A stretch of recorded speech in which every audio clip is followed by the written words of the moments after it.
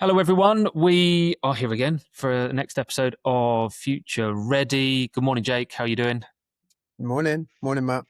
Good. You still got the birthday decorations up behind you? Yep, they haven't come down for 2 weeks. Good. We're going to dive straight in. So we've talked on previous episodes a lot about the individual, what the individual needs to do, understanding yourself, strengths, weaknesses, uniquenesses, bias as well. So we've delved into that, but actually, there's another really important pillar to what makes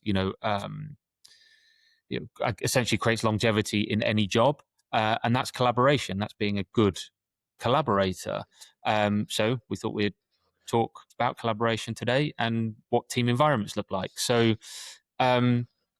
Jake, this may seem really oversimplified, but at its essence, what is collaboration? Yeah, I mean, people for 100,000 years, perhaps as much as 300,000 years, have been trying to get difficult things done together. And collaboration is the pursuit of complicated tasks, complicated things in groups of humans together, and it leans into our competitive advantage as a species. We can cooperate.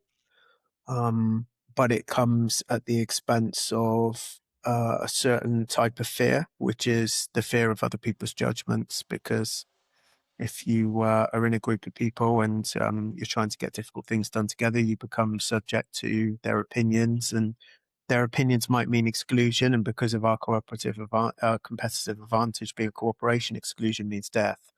So when we collaborate, we're leaning into our superpower, and at the same time, we are experiencing, its downside as well.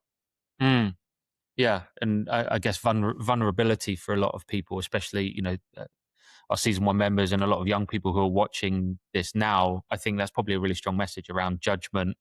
What are other people thinking? We've talked before about this kind of doom loop of not having the right experience to get into a job. They're not good enough fear, as you said. Your friend Pippa Grange kind of gets into. That can be really, really strong. And obviously that can create all sorts of barriers to actually entering the team environment, actually then, expressing yourself authentically and doing a good job. You work a lot intimately in these team environments, across business and across sport. Um, where do these teams typically fail or do well? Let's start with fail. Where do these kind of teams typically fall down? Is it what you've just spoken about there, that kind of judgment, or is it something else? Well, actually, where they fall down usually happens way before any collaboration has actually taken place, and it's on the level of kind of engagement with self. So understanding yourself to the extent that you can understand some of your biases and blind spots and the kind of pitfalls that you will continually fall into as you try to get things done either on your own or with other people. This is a finding that Bent Flubier, the Danish researcher, found, and led him to the conclusion that 9 out of 10 projects that we engage in, projects are basically just human beings in a time-bound, constrained environment trying to get one particular or multiple things done to a budget. So he discovered that 9 out of 10 of those were a failure, and only 1 in 100 got successful on time and on budget. And the reason why was because of this refusal that we have to really engage with our own biases, our own blind spots, and our own weaknesses. And then we take that kind of necessarily imperfect view of self, and we put it alongside a whole bunch of others and the differences that exist naturally between us, and our malleability, our plasticity is really tightly constrained in that environment. Mm. And at the same time, we're sort of mediating all of that through our subconscious beliefs and fears and that is designed to kind of like protect you and keep you the same. It's not naturally giving you the a change orientation that you need to go into a group and then operate not just amongst their opinions, but actually you yourself needs to change. You need to get better together in order to get something very complicated and difficult done. So all of that work that should happen first of, group of people kind of going away for 2 weeks, 10 days, really understanding themselves on a deeper level, disconnect entirely from the work itself and focus completely on self, and then on the differences between self and others, and how that shows up and how it can be a superpower. Um, that nobody ever really does that. And the reason Mm, why they don't do that is because, again, we have a kind of group bias that tells us that that doesn't really feel like work. That feels like navel gazing. That feels like things that are, reserved for almost play, the reserve for relaxation time or you time. It doesn't feel like progress, doesn't feel like it's productive enough. And because of that bias, that stuff doesn't happen. And yet, Ben Flubio was able to show that that is the sufficient condition for you to get your IT project to work. So yeah, that's where people fall down. That's like the number one thing. And I see that in the football industry. I see that in the wider kind of like tech world as well. mm. It's the same critical failure point mostly. And there's no real outward information that can encourage people to do that. We talk about it a lot because of the great work that you do, and I've experienced that firsthand, and mentioned it on a call previously of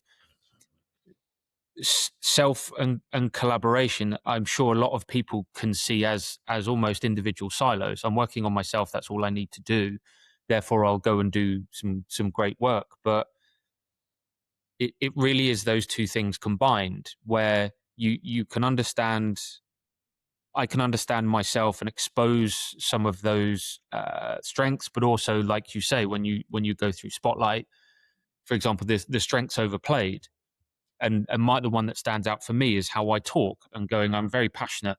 When I get a subject in a conversation, I'm passionate about it. I'll talk and I'll talk and I'll talk and I'll talk and I'll talk and I'll talk.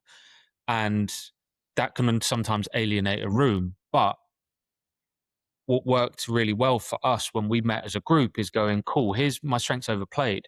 Everybody being exposed to that creates an understanding within the team. So all of a sudden, you, Ben, anyone's in the room is at the receiving end of me tipping into talking too much, can acknowledge it and kind of go, cool, that we get that that's not Matt being annoying, but equally can intervene in a way that's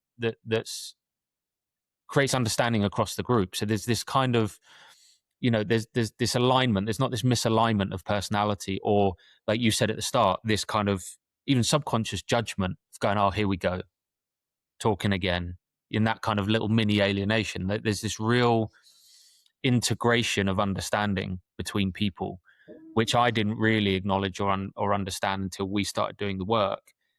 But there's not really anything out there, right? It's like we've said rightly before, go and take a personality test or one of the tests that are out there. But what then is the next step if you're going into the team? And taking that time to understand your team and how you work well together, that we've seen it is so important. And you know do you, I guess I'm talking to the converted, but there should be more messaging, right, about this. And why do you think, I guess, why do you think there isn't? And I guess you've alluded to it.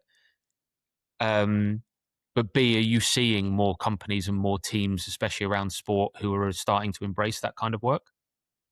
Mm. And this is a big question. It's a big answer, really. So because, but let me just say, first of all, try to answer why isn't there more of an acknowledgement of this kind of critical failure point in the workplaces that we go into? Another way of asking that question might be like, if this is so important, why don't we just focus on this? And the answer to that is, I think, to imagine schooling I have two children now. I'm lucky that they go to school in Denmark. It's very dialed up on collaboration and connectivity, on emotional intelligence, and very dialed down on the type of more Victorian Anglo, system that you and I experienced, in which, there's a lot of memorizable facts. There's a lot of milestones you have to reach. There's a lot of tests. There's a lot of individual kind of memorizable stuff that you have to pass, formulation. Later, there'll be some argumentation and all of this stuff, but it's all very singular and individualized, right? And not individualized as in personalized, individualized as in takes individuals and sits them down in little rows and asks them to perform a standardized set of activities that I suspect that part of the answer to your question is like, imagine all that it would unsettle if it was suddenly kind of revealed in a way that none of that stuff matters, because that is the case, that none of that stuff matters. And I have an intern at the moment. She's really great. She's studying her master's in Denmark, and when she describes how much they have, many collaborative exams and papers they have to do in small teams. It's been that way for a very long time. As I understand it, in like the British university system, for example, that has just started to come online and be something now that you see more and more of within the university system. But the acknowledgement of it here has been here for a very long time. So they're baking collaboration into the way in which young people pass those milestones. So I suspect that like the disruption that acknowledgement would cause is part of the reason why we haven't made significant progress for it, because it means acknowledging that, most of what we've been learning isn't really valid anymore. So I think one of the key findings that people should be thinking about when they think about developing their own intelligences is that there is this article that came out this year by Bingley, Haslam, and Wiles, and it's titled Socially Minded Intelligence, How Individuals, Groups, and Artificial Intelligence Can Make Each Other Smarter. And the key idea that they're playing with there and exploring is that intelligence is becoming, especially when we think about workplaces, not individual cognitive ability measured by, reductive measures like IQ. It's not that, but nor is it purely the emotional intelligence and group cohesion that exists between us. Intelligence really is your ability to move between those two as activities, as practices, and to flex, right? And what we often do now is we have a kind of typology, even if it's unsaid and biased and kind of like underneath the surface. And we have a language for that in which we describe people as very task oriented or very people oriented. And people tend to be, that guy's really logical. He can do that, and you give him a spreadsheet and he'll do his thing. And she is very emotionally intelligent, and she's really great at leading in groups. So she can do that.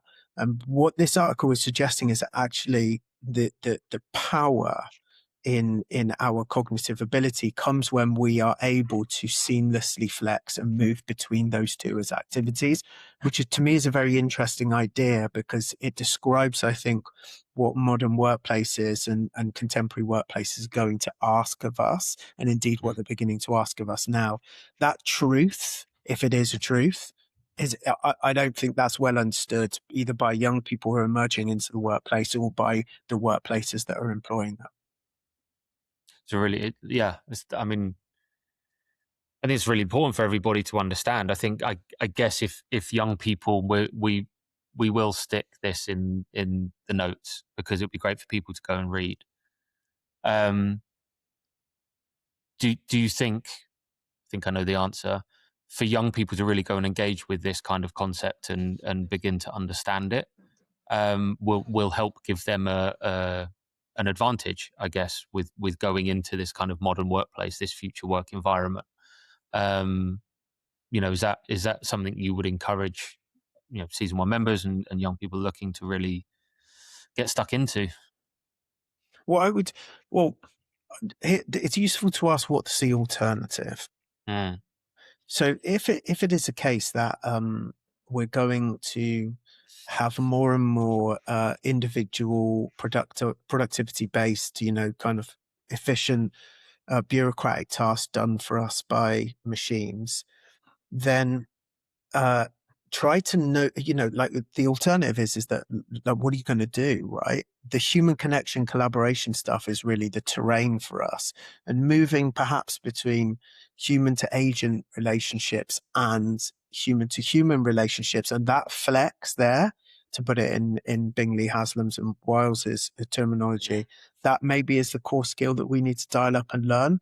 And like maybe a useful way for people listening to this, especially if you're going into your first or second job, try to imagine that the individualized, milestone based, examined, memorizable facts that you've already built up, all the argumentation and formulation, the essays that you've written, all of that stuff. Try to imagine that none of that matters for a moment, just as a theoretical exercise. I'm not saying none of it matters, but just like do it as a kind of as a game. If you feel a very, very strong attachment to what you've done before in your, academic and your education, then that should be a kind of like a warning sign for you. If you don't want to say goodbye to that, right, and it's kind of creates a feeling of tension, maybe somewhere in your body, or a feeling of stress or frustration, try to lean into that a little bit more and explore what it might mean to invest fully in your collaboration and connectivity skills. Because there's a kind of, although let's say that Bingley, Haslam, and Wiles are correct, there is still this problem for us to overcome, especially in anglicized education models, which is that we've dialed up the former, the individual, highly individuated work, and we mm, need to dial up the latter and that connectivity and that kind of like holding on, clawing onto the education model that's taken you to where you are at this moment. It just shows really how much that's imbalanced. yeah. And then lean into that connectivity a little bit more, so that you can begin to flex. Mm, yeah, that's really interesting. And like I talk a lot with obviously the members, and I think the big thing they're starting to understand and try and work out is the concept of, which may tie to this kind of connecting to the work, is this linear career, right? The concept that not so long ago was kind of predictable and the norm, that allowed them to kind of hold on to that work for a long period of time. They're not necessarily articulating it that way, but they're starting to feel that the work that they're doing, they don't really know what it means anymore, because they're not necessarily jumping into an opportunity that directly connects to that work. But they're trying to figure out why that is, and B, figuring out what to do. And you've just articulated it really well in terms of that flex as well. And I think if people take this exercise,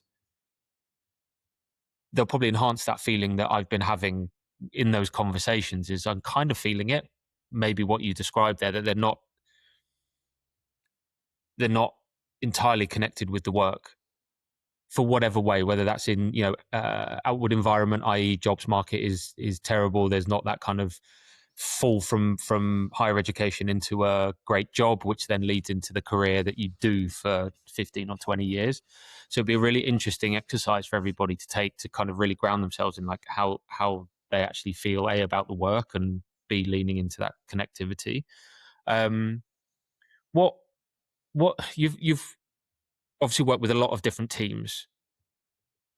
What do the best teams do well when it comes to collaboration? The ones that kind of you've experienced, you've worked with, what do they do well? Mm. Well,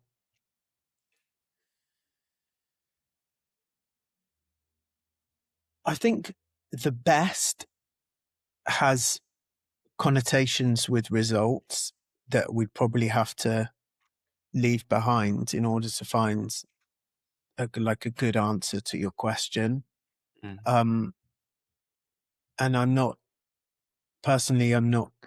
connected to results in quite the same way. They come, but they come on a longer term basis once we focused on connectivity between us, right? So that's the caveat I want to say to my answer. And results do come. Like, it's not that I'm not into winning. It's just that Mm. that's like it's a byproduct, right? For me. So I would say that first thing is that people really they leave behind the idea, and this requires, you know, self-discovery and understanding of others in order to be able to do this, but they leave behind the idea that PLUs, people like us, do better here, um, and go more towards cognitive diversity. So like great teams are teams in which a variety of different perspectives, mindsets, behavioral styles exist, and they manage to coexist with one another despite their differences and see each other's strengths. That can become a kind of lifeblood of connectivity. And for anybody who reads my stuff or, you know, has heard me to talk about it before, I think when people say performance, what they really mean is connection. So what you're really aiming for is connection, and then you get performance. So that's part one, like cognitive diversity being a rich part of the tapestry and something that we need. Part two would be that the what some people call the Harvard trust equation, is real, and that in order to build trust between us, we need to focus on building credibility, reliability, and intimacy, and limiting the effect of self-orientation. And self-orientation is really complicated because we have a whole kind of suite of ideas that are we're indoctrinated with in our language about, you know, getting yours.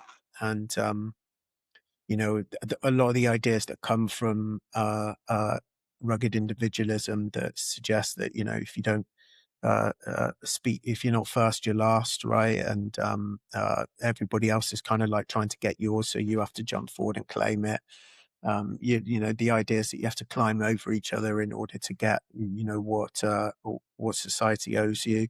These are kind of a suite of ideas that are really well installed in the heart of us. Not everywhere in you know, because I'm talking mainly about workplaces in Europe, the UK, and America, but you know, in Nordic countries is not quite the same, and even I would say parts of UK as well. It's not quite the same. There's a lot of humility built into the way in which we live there, and kind of arrogance is kind of socially controlled in some ways. Ego is socially controlled, but it's still the case that self-orientation piece is a very powerful force for us.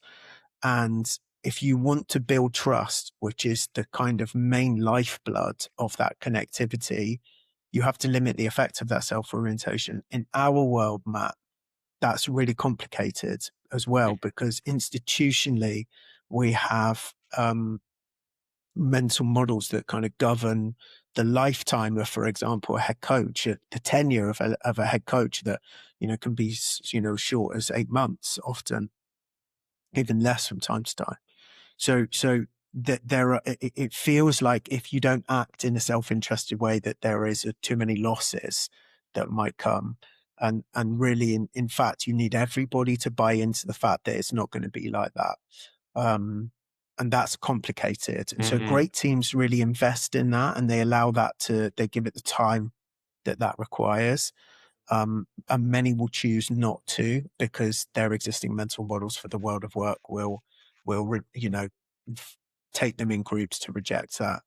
But Yeah. they're the two things that I would say like are really, really powerful forces in really high performing teams. There's a whole Mm. bunch of others that were discovered by Project Aristotle at Google between like 2012 and 2016. And I would go and check those out because they're great. The cognitive diversity piece is repeated there. Trust, clarity is another one. Like clarity is really important and it's a stabilizing force, especially when things are really difficult. And there's a whole bunch of change and uncertainty. But I think it can emerge when you get trust. So it can be an outcome of that. But anyway, the project. Check out Project Aristotle. But in the meantime, cognitive diversity and the Harvard trust equation is real are the things that I would focus on. Amazing. Um, yeah, I think there's so much value for people there. And actually getting that insight from you in terms of actually what goes on in a team, and actually it's infinitely more complex than I think anyone probably thinks about. 99.9% of people, especially our young people who are kind of diving into their first team environment, you just kind of go to work and then work it out. And obviously there's an element of that, but actually going in with this understanding of who I need to be and actually aware of that team environment around is going to give people, I think, a big advantage. Last question for those, especially our young people or season one members, for those that haven't really entered that kind of workplace team environment yet, um, how can someone go about kind of learning some of those collaborative skills, learning, how to be good at working with other people? Is there a way that we can do that, outside of that, or do we have to kind of jump ourselves into that environment and then work it out? That's a great question. I love that question. I mean, join join community groups, join clubs, join internet communities. They don't necessarily have to be in person. Join a book club. Um, like find ways in which you encounter difference and you have to do something however small together and see how that goes for you. Right.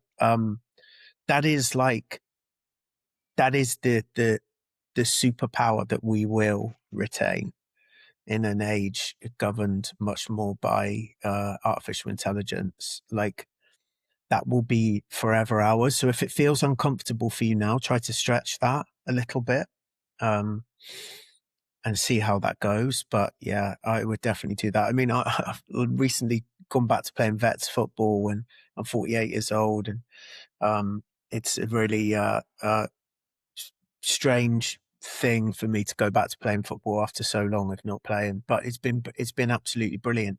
And just like getting stuff organized with the other guys, it really flexes that muscle for me when most of the time I'm teaching about that stuff without actually being in one of these teams myself. I am in some ways, I guess, as the role that I play as the kind of philosopher that's showing up in some of these high performing teams for my work. I guess I am part of the team as well, right? I'm not distinct from it, but they may not see me exactly in that way, right? So just doing things like this at a kind of community club and getting involved just gives me that taste and that reconnection with the essence of what it is to be human. And it's even like I went down, I do quite a bit of organizing because I think partly because I'm the oldest player, but just even like going down and opening a clubhouse up and making sure the barbecue's running for people. And then it's just stuff like that, like tiny, tiny little contributions of thinking about like, uh, who's going to play because we seem to be oversubscribed all at the moment and like trying to reward the people for commitment. And it's just it's a brilliant little experiment all the time of reminding us of our competitive advantage as a Mm, species. And so I mm, would just find little kind of micro expressions of that wherever you can. amazing. And I guess your football, does that shape your work? Like being part of that experiment, like you said, like rather than being detached and kind of being the teacher of that work, like being in it, does that help shape like the work that you do, or do you try and keep it separate? Perhaps, I don't know, but well, I'll tell you, but keeping it separate is very astute, and it's a really good question you asked because one of the people that plays in the team with me is a collaborator of mine, and he has said he's noticed that I have not applied the learnings from my work and my practice to this particular football team.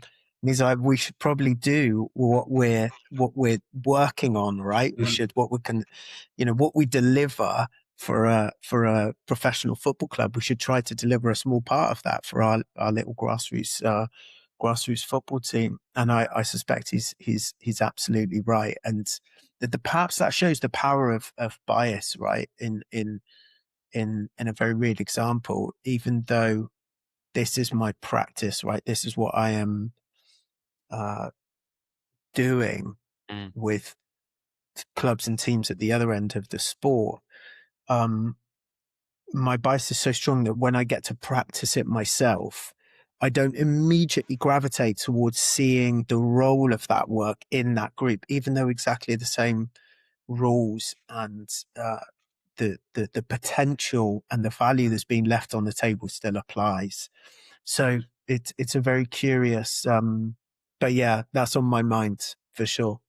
Yeah, interesting. Well, Jake, mate, as always, it's so insightful.